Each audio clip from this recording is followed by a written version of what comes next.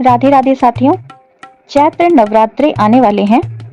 तो इस चैत्र नवरात्रि में हमें पूजन सामग्री के लिए क्या क्या सामान चाहिए उसकी पूरी लिस्ट आज मैं बताने वाली हूँ। सबसे पहले तो हमें चाहिए आवश्यक सामग्रियों में माता दुर्गा की मूर्ति हो या तस्वीर, आप दोनों से ही पूजा कर सकते हैं। और विघ्नहर्ता गणेश जी की मूर्ति भी हमें हर कार्य के लिए जरूरी होती है, तो वो भी चाहिए हमें। फिर उसके बाद लकड़ी की चौकी। लकड़ी सबसे शुद्ध धातु होती है, इसलिए लकड़ी की चौकी पर ही देवी देवताओं या भगवान का पूजन किया जाता है। फिर उस चौकी पर बिछाने के लिए लाल रंग का कपड़ा आसन के लिए हमें चाहिए होता है।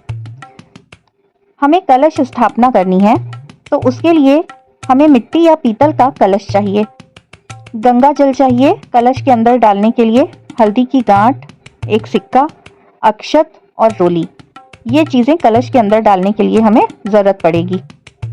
और हमें चाहिए जौ, किसी भी शुद्ध स्थान की मिट्टी, जटा वाला नारियल, मिट्टी का बर्तन चाहिए जिसमें हम जौ बोएंगे, आम या अशोक के पत्ते जिसे पंच पल्लव कहते हैं उसकी भी आवश्यकता हमें पड़ेगी।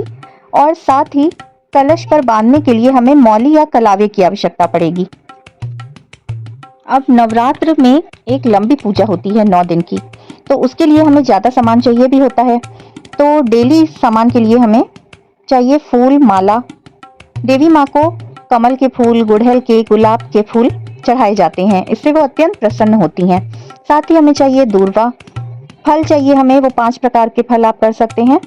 मिठाई चाहिए, सिंदूर चाहिए, सुपारी, लौंग, इलायची, कपूर।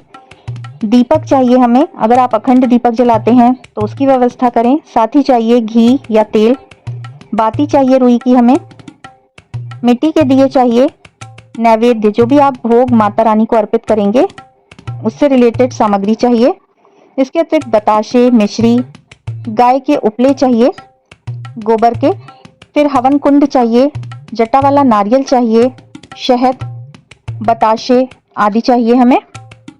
अब हमें माता रानी का श्रृंगार करना है, तो उसके लिए हमें लाल चुनरी, लहंगा, रेशमी चूड़ियाँ, बिंदी, सिंदूर, मेहंदी, इत्र, महावर इत्यादि चाहिए। और जो हम दान के लिए 16 श्रृंगार का सामान रखेंगे उसकी भी हमें व्यवस्था करनी है।